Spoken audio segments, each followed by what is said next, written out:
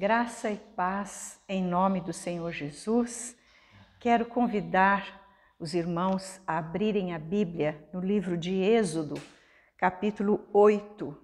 Aliás, capítulos 8 e 9, nós vamos pensar alguns versículos dessa passagem, que é a passagem que nós lemos hoje como igreja em nossa leitura sequencial da Bíblia, juntamente com Marcos, capítulo 1.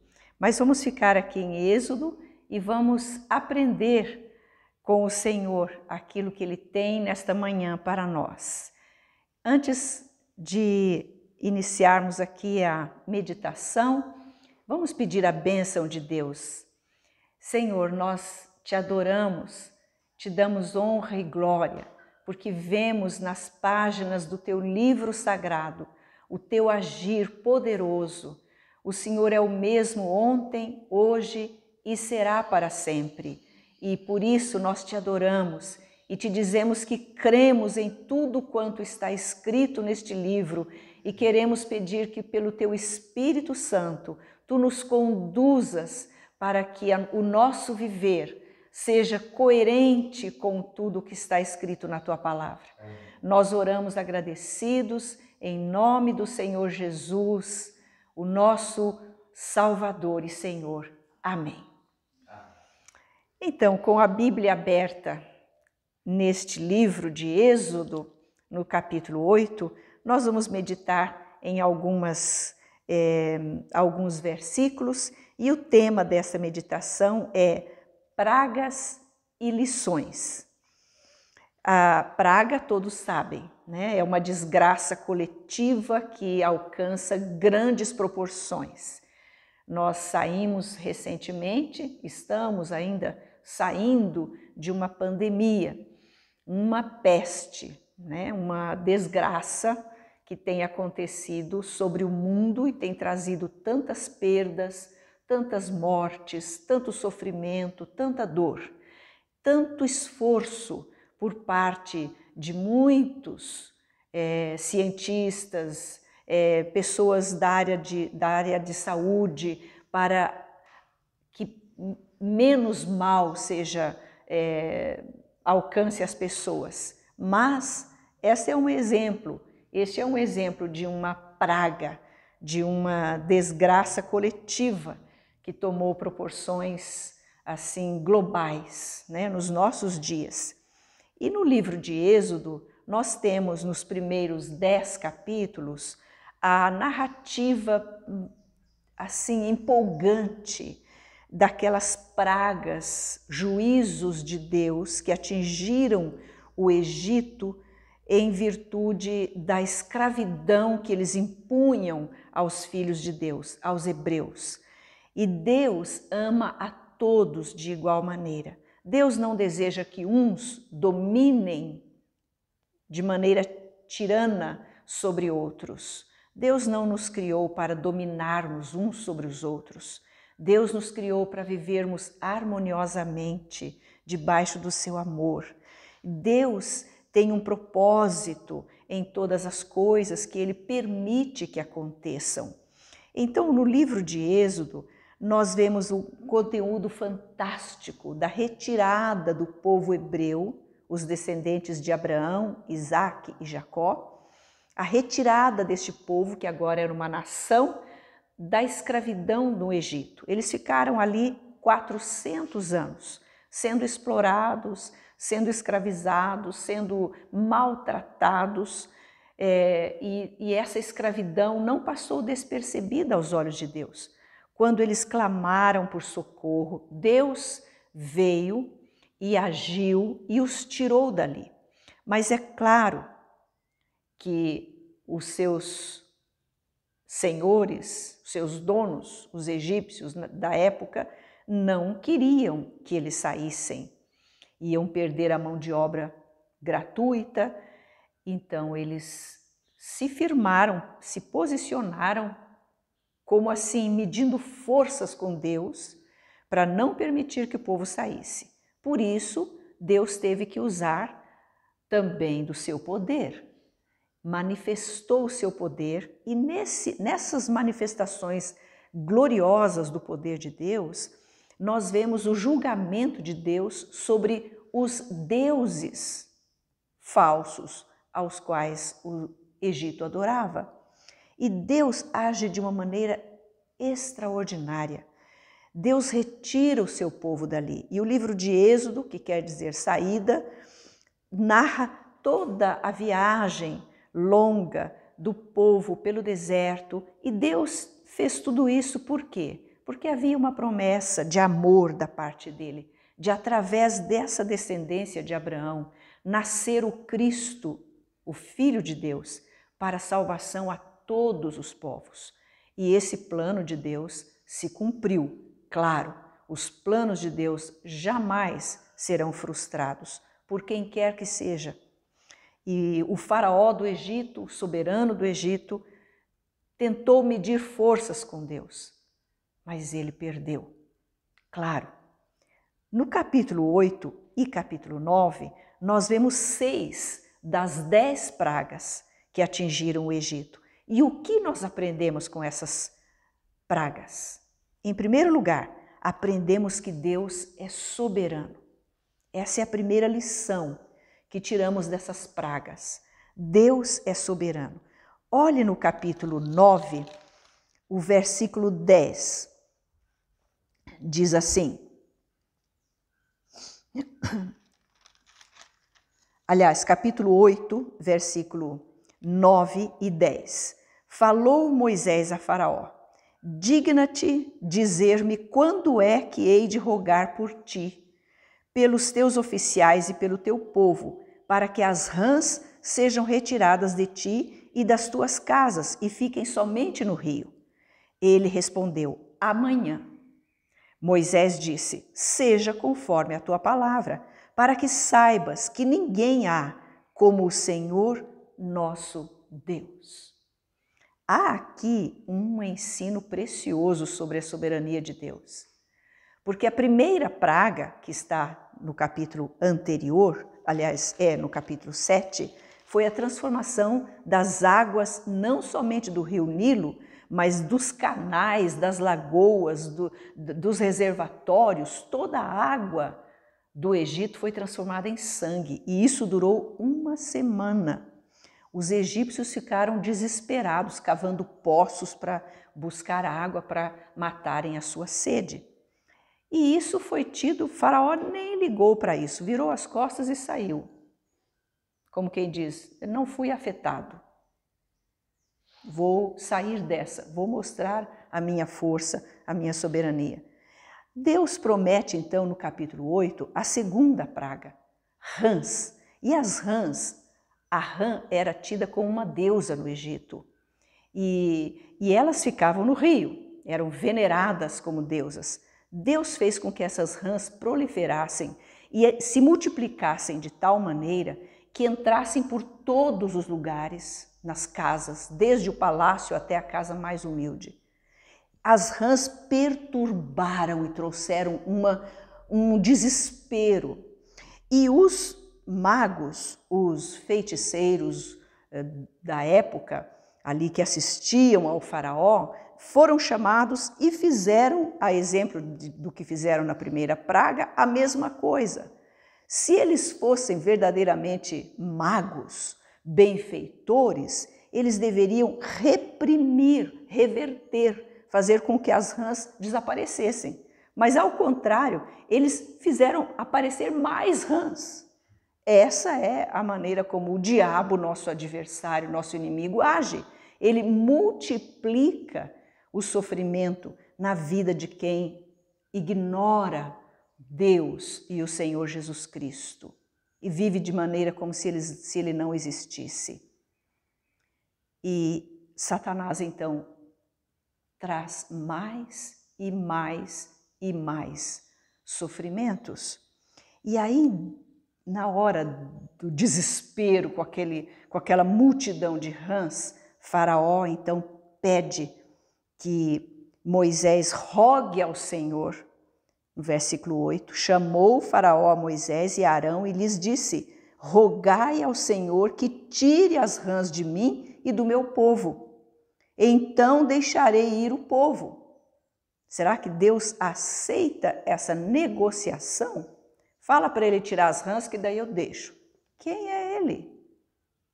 Aí Moisés, sob a direção de Deus, diz para ele, fale quando você quer que eu ore para Deus tirar as rãs. E ele disse, amanhã.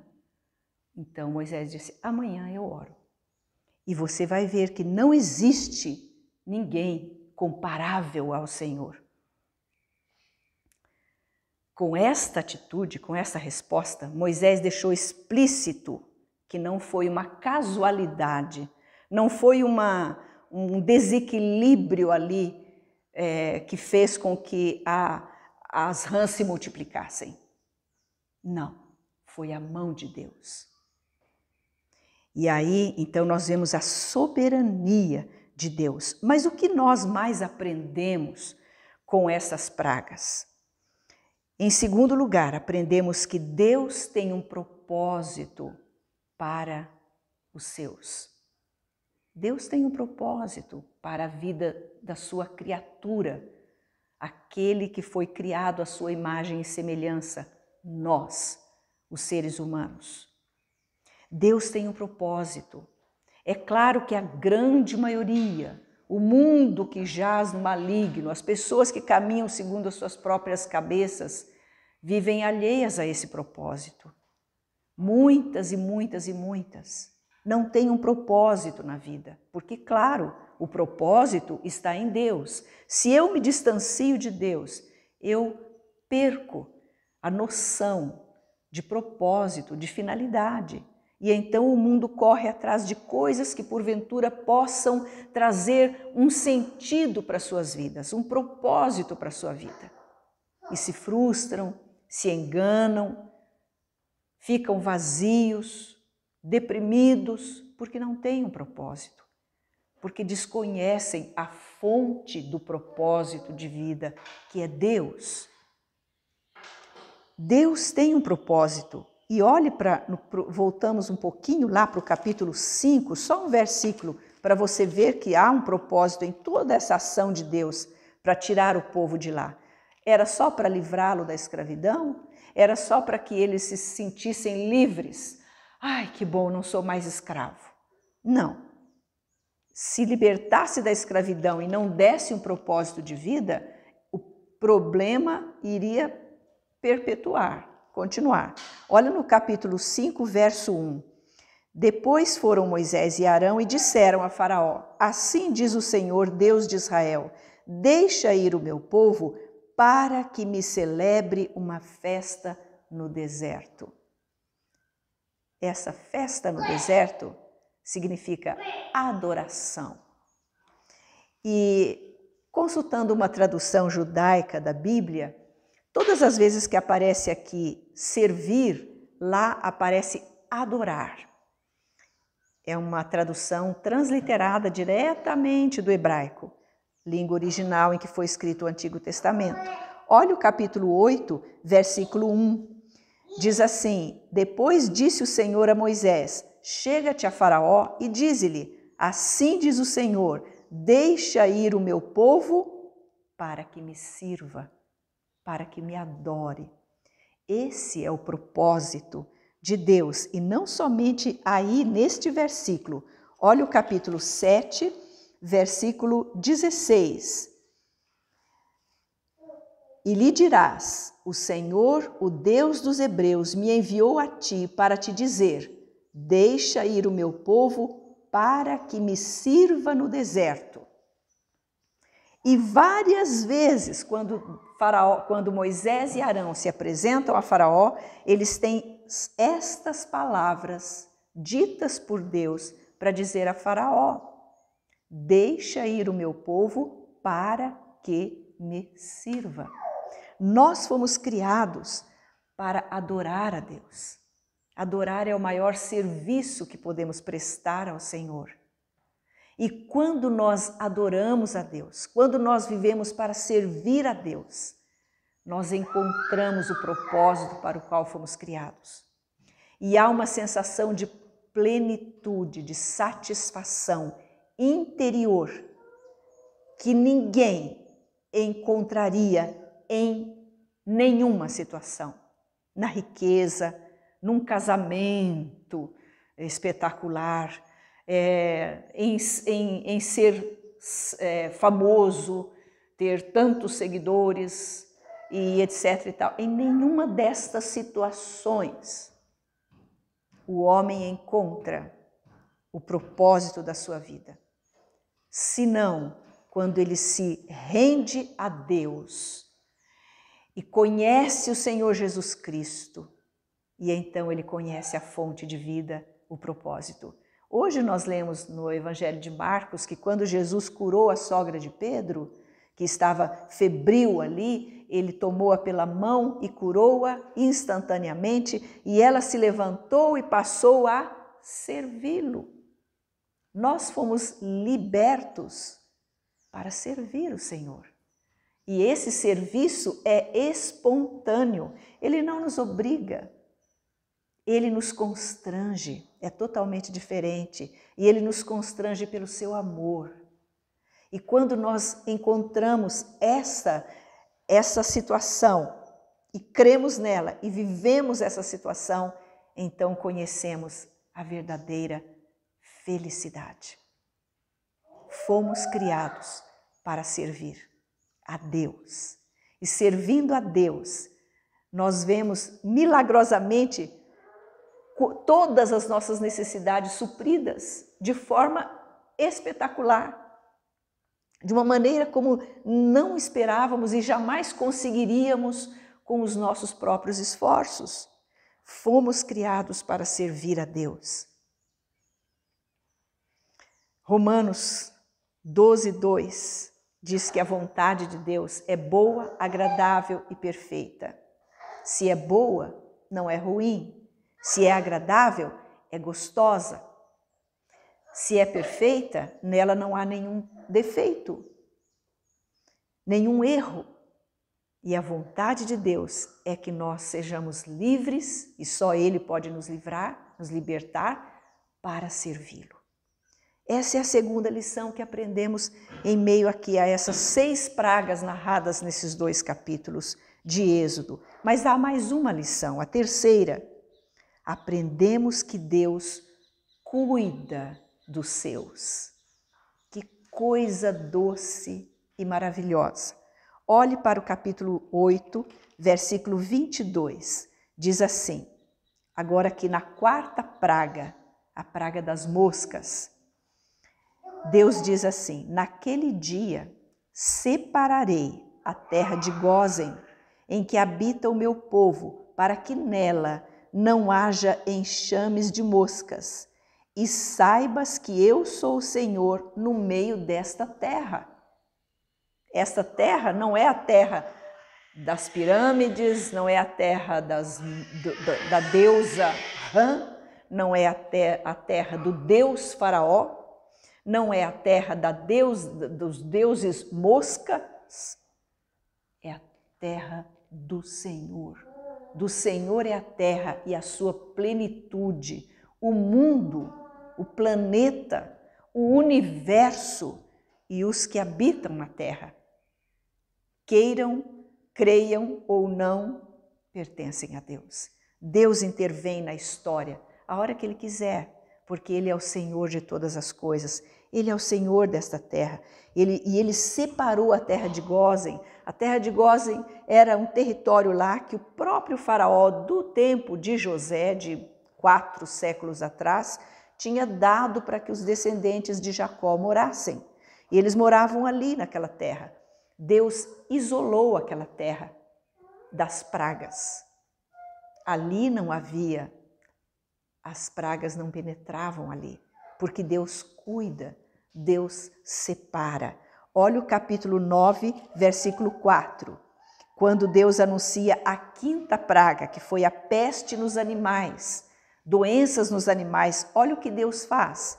E o Senhor fará distinção entre os rebanhos de Israel e o rebanho do Egito, para que nada morra de tudo que pertence aos filhos de Israel. Deus cuida dos seus. Deus cuida de nós. Deus cuida de você. Deus não descuida. O salmista diz que como um pai se compadece dos seus filhos, assim o Senhor se compadece dos que o temem. Deixe Deus cuidar da sua vida. Para isso você precisa entregar a sua vida ao Senhor, aos cuidados dele. Olhe no capítulo 9 ainda, o versículo 26. Deus diz assim, quando ele fala da praga da chuva de pedras, uma tremenda chuva de granizo que destruiu plantações, bosques e pessoas e animais. Ele diz assim, somente na terra de Gósen, onde estavam os filhos de Israel, não havia chuva de pedras. Deus cuida dos seus. É a terceira lição que nós aprendemos em meio a essas pragas. Deus cuida. Eu gostaria de lembrar você das palavras maravilhosas do Salmo 91. É um salmo bem conhecido. Muitas vezes as pessoas utilizam-se deste salmo de forma supersticiosa. Não fazemos isso de modo algum, fazemos isso com fé. É um salmo que diz assim, caiam 1000 ao teu lado e 10.000 à tua direita, tu não serás atingido. Nós temos experimentado isso da parte de Deus. O cuidado de Deus é algo maravilhoso para aqueles que querem esse cuidado, estar debaixo do cuidado de Deus. No mesmo salmo, Deus diz assim, porque a mim se apegou com amor, eu o livrarei. Pô-lo-ei a salvo, porque conhece o meu nome. Olha que coisa maravilhosa. Davi disse no Salmo 23, ainda que eu ande pelo vale da sombra da morte, não temerei mal algum, porque tu estás comigo. Deus é aquele que cuida, é aquele que tem todo o poder para cuidar e todo o amor para cuidar. E não pensem que o cuidado de Deus era só restrito aos hebreus. Deus queria cuidar dos egípcios também, mas os egípcios estavam revoltados contra Deus, mas havia, em meio a esse desenrolar desses acontecimentos dramáticos, houve um grupo que começou a temer a Deus. No capítulo 9, versículo 20, quando Deus dá a orientação dizendo, olha, recolha o gado, os servos que estão no campo, porque vai vir uma chuva tremenda de pedras. Quem estiver no campo vai perecer. Olha o que acontece aqui. Quem dos oficiais de Faraó temia a palavra do Senhor, fez fugir os seus servos e o seu gado para suas casas. Aquele, porém, que não se importava com a palavra do Senhor, deixou ficar no campo os seus servos e o seu gado, e morreram. Deus abre as portas para toda pessoa, todas as pessoas. Deus não faz distinção. Naquela época, Deus estava separando o seu povo, porque havia um propósito de fazer desse povo. Deus não podia deixar que esse povo fosse destruído, e não deixou.